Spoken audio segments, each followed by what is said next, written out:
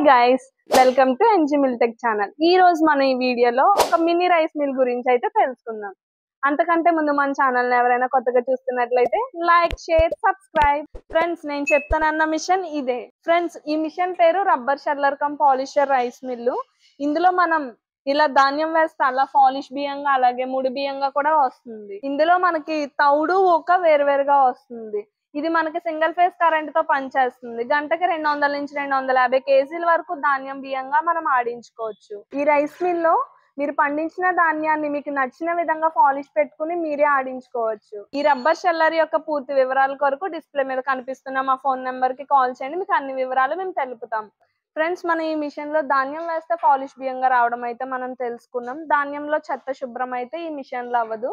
మనకి ధాన్యంలో చెత్త శుభ్రం చేసే ప్లాంట్ అయితే మనం తయారు చేసాం.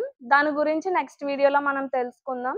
దాని యొక్క వివరాలు తెలుసుకోవాలనుకుంటే మా ఛానల్ ని సబ్స్క్రైబ్ చేయండి.